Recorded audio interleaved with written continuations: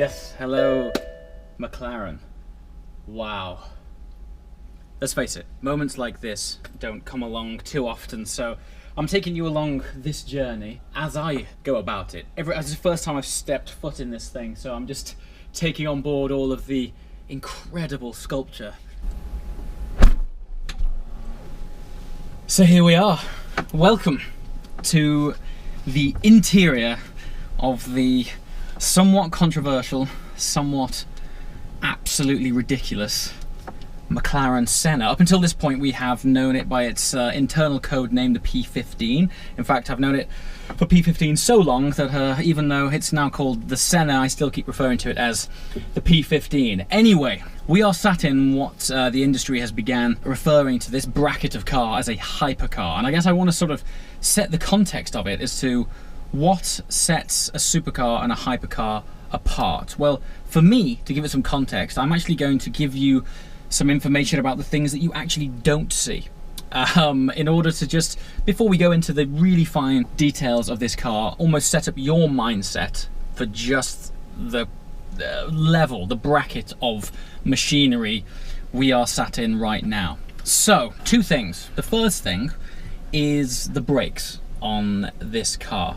It is an entirely new carbon formula. I'm not sure if it's ever been seen on a road car before, but it's definitely new to McLaren. The significance of it is that each single disc brake takes 7 months to produce. You heard that right. Not a set of brakes per disc takes 7 months to produce. And the other thing that has immediately came to mind upon me opening my mouth as soon as I sat in here, which is another intangible quality that you cannot see, is the resonance and reverberation of my voice off the inside of this cabin before we've even turned this thing on. It has a resonance that just suggests it is like a racing mosquito. It feels light to sit in it stationary. It's hard to explain, but the way that I can hear the resonance of my vocal cords bouncing off these panels, I can tell that it's hollow. It is a stunning thing. Now, talking about weight, I'm going to connect, and again, this is all about setting context as to why this thing is now part of McLaren's Ultimate Series. So just to give you guys an understanding of where this car sits within the McLaren lineup, there's Sports Series, Super Series, and Ultimate Series. Sports Series is the 570S family, Super Series is the 720S, and the Ultimate Series is, up until this car, McLaren P1. Now then, I think it's important to say that this car is not to be confused as a P1 successor. The reason for that is, this is entirely focused to be a track car. Now, it just so happens that it wears a set of number plates and you can drive it to the track. However, the more I tell you, the more you'll understand what this thing is about, and what that was coming round to when I originally started talking was the overall weight and the connection with downforce of this car. Now, the dry weight is just under 1,200 kilograms. Now, it's easy to throw these figures around, but what of course is connected to all of that is monumental downforce and power that, again, needs contextualizing in order for me and you to wrap your brain around. So the rear wing, combined with the overall aero and the active aero on the front and the front splitter, adds up to 800 kilograms of downforce. Yeah. So effectively, this car generates over half of its overall weight in downforce. You're really getting into the realms of real track performance downforce here. I mean, the wing on this, I think it's probably one of the single largest components on this car, and yet it weighs just under 5 kilograms. You've seen the size of it. You could land an aeroplane on it. It's absolutely huge. In fact, said aeroplane could have its own wings substituted with that wing. It is colossal. Of course, linked up to loads of fancy active and reactive aerodynamics, but the impressive thing about it is it's capable of standing 100 times its own weight just on the wing alone. So this thing, you're starting to build up a picture that it is all about the relentless pursuit of track performance in a car which can be homologated for the road. And really, it's only the fact that this thing wears number plates and that you can legally drive it on the road that has compromised it at all in terms of the way that it is focused on applying performance on circuit. So speaking of stripping weight, just the seats, just over 3 kilograms. 3 kilograms a seat, guys. When you see it, it is essentially a carbon skin. That edge that you can see there, that isn't just the edge of this shoulder shrouding, that is the thickness of the entire seat. The engineers here got to a stage where they were literally challenged to the point of, we cannot strip any more weight out of this car if we want it to stay road legal. And so that they sat back and thought about it for a while, and just by the subtle move of replacing hex heads to button heads on the overall bolt system was reduced by 33%. So we're talking, you know, grams, but this is the relentless pursuit of weight saving that McLaren have gone through in order to make this thing so lightweight. Now, I mentioned when I got in the car was originally codenamed the P15 and is now incredibly branded Senna. Now, that is such an accolade. For those of you who don't know, Ayrton Senna was one of McLaren's, if not McLaren's all-time greatest driver. Him and Alain Prost were responsible for a magnificent season of 15 out of 16 Formula One wins in one season. And so for them to apply the Senna name to this car embodies the entire ethos of it, really without me having to talk about all of the stuff that I've just spoken about. The idea is that it is pure thoroughbred track performance. Okay, now let's cover off the controversial launch of this car, predominantly to do with the aesthetics. Now, as a general rule, cars just look much better in person than they do on photographs. We're in this era now where car launches tend to get launched by someone in the crowd on their mobile phone in poor lighting, and then it goes around the internet like wildfire, and the first pictures that people see of these cars are pretty cruddy phone pictures. However, I have to say, in terms of comments online, this has to be one of the most controversial cars that has launched in a very long time. Aesthetically, it does look better in person.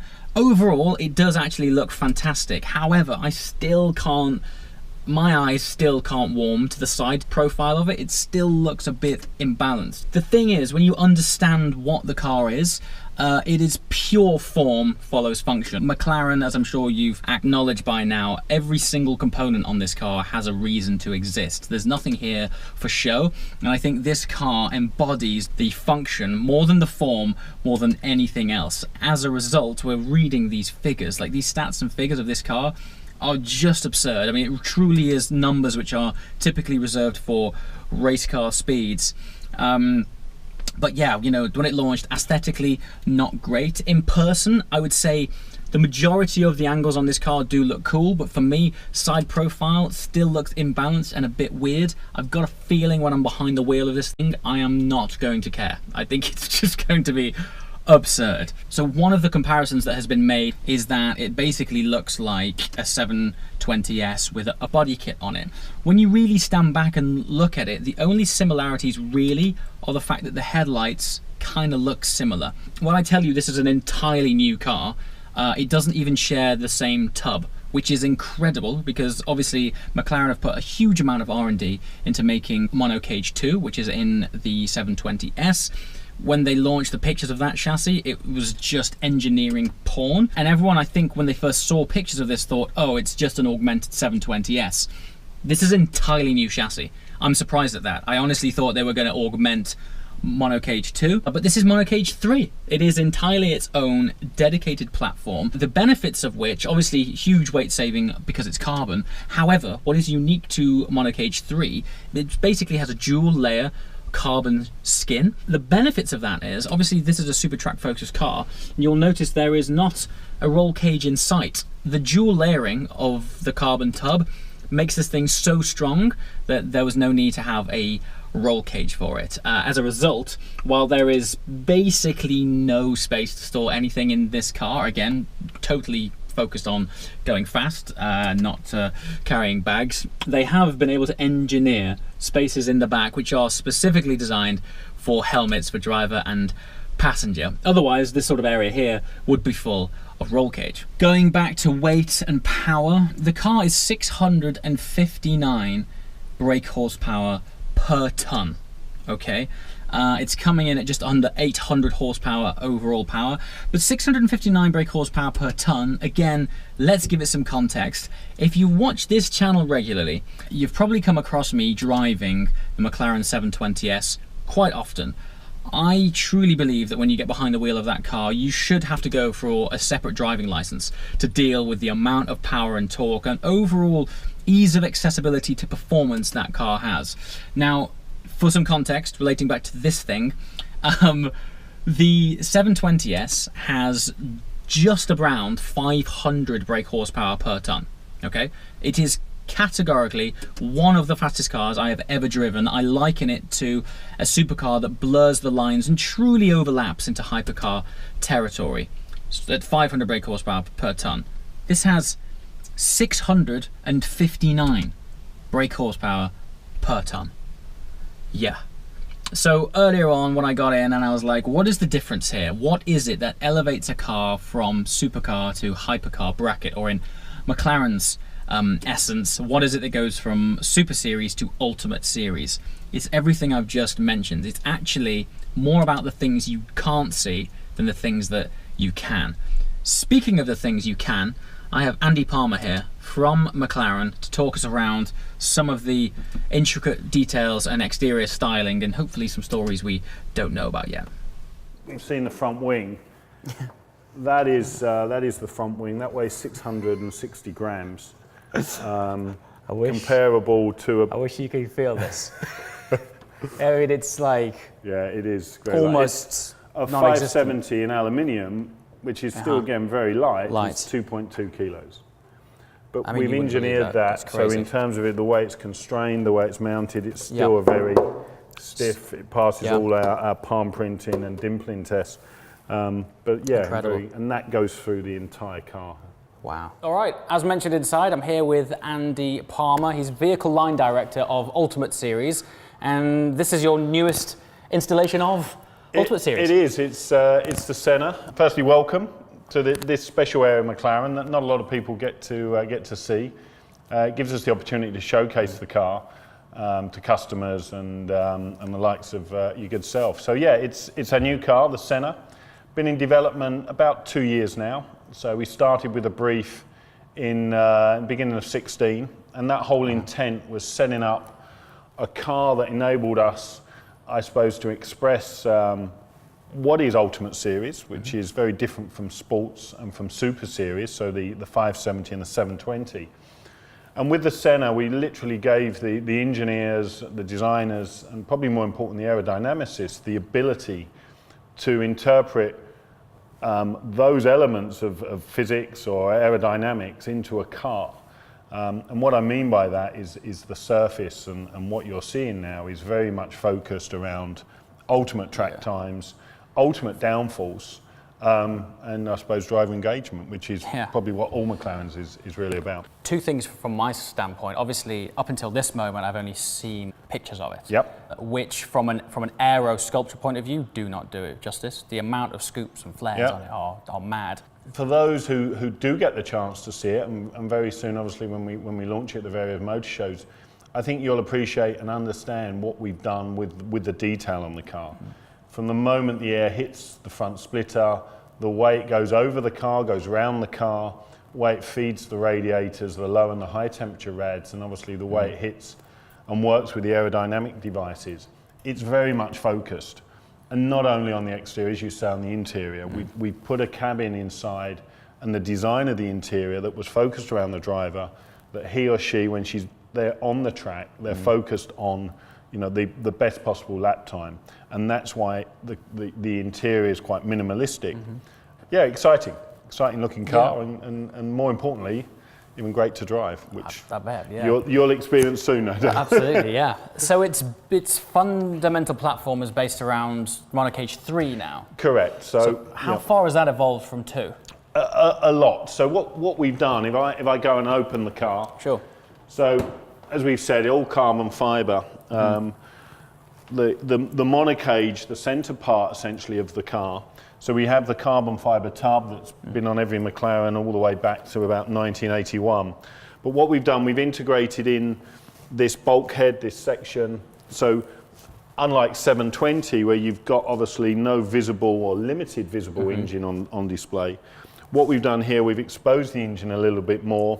We've put in this integrated roll cage, and we've made basically a more stiffer upper structure. When this car launched, and again, I think this is predominantly from people only seeing pictures of it, and I think actually it's only the headlights. I think people have gone, 720. Yep. You know, I've been around this car for 1 hour now. Yep. Even I can't stress how different it is, you know, compared to it. Yeah. The heart of it? The heart, the engine, it's the 4 litre, so it's based on the engine that we got in the 720. But once again, the engineers have gone through that. They've looked at what we can do to make it as light as we can. The power, the torque, 800 PS, 800 Newton meters of torque. And I suppose the most obvious thing, James, is when you look on the top of the engine, you see the plenum, the carbon fibre plenum, various elements on that, but again, weight, it saves, I think, about 2 kilos over what we own in the 720. But clearly more expensive for us to engineer, to develop, and to manufacture. So we're appropriately standing by this massive wing. Yep. Talk me through the Active Aero. I believe this talks with the front. It does, yeah. So we've got the rear wing, like we've done in the past, like I suppose on your LT on P1. We've put this wing on, demonstrate, and the wing is there pretty much like everything I suppose at McLaren. It's there for a purpose, and that purpose is the maximum downforce. The position of the wing, the size of the wing, the shape of the wing is all there to provide us exactly what we want from a downforce perspective. You could have a family picnic on this. You could, yes. It is colossal. It's very useful for that. But in conjunction with the front Active Aero, which we'll take a look at in a moment, this gives us 800 kilos of downforce at 250 kph. Huge amount of downforce. The car now is, again, a development from what we learned on P1. So from drag reduction, the wing is active, as we said, so it can change its angle of attack based on what it wants to do, whether it wants to throw off drag or give more downforce. Yeah. So this can come up under braking and then obviously reduce in a DRS form to throw off drag and make it as streamlined as we can. Is the exhaust positioned like that just to look awesome, or does it have any blown characters it doesn't. at all? It doesn't blow. It doesn't blow the wing. It's positioned, I suppose, for 2 reasons. It's positioned to allow the exhaust air to exit and not necessarily interrupt what's going on with the free stream air that's coming around here. Yeah. But also, it enabled us to push the lower section, the trailing edge of the car, as low as we can. By result, the exhaust. I was going to say it's okay to say it looks awesome. It's just because it looks awesome. But it's for a reason. Sure. It is for a reason. You look at the front, and on this particular car, the Victory Grey car, we highlight these elements in orange, but the customer can choose any colour that they desire. But in the front there is an Active Aero wing that's controlled by essentially a series of motors that enables us to control downforce. We can demonstrate that and control that via the pitch. So a pretty unique feature, and not something that I've seen on a modern day car anyway. The side door glass. Again, is that there for a reason, or are we just looking awesome again? Maybe it's both. Maybe both. Okay, cool. Yeah, we put that in again. Visibility, key element of McLaren, of any McLaren, and that driver visibility and that focus.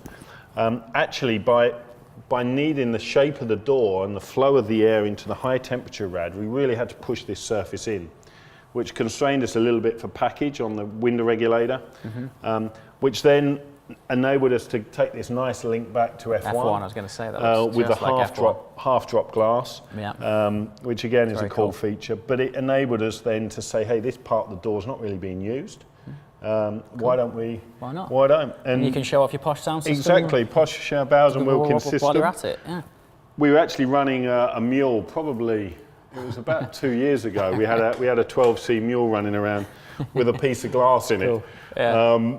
Just to see what that. But when you drive the car and you position it on the track or on the road, it really enables you to, I suppose, to get that last, say, centimetre, whatever, Yeah. of positioning.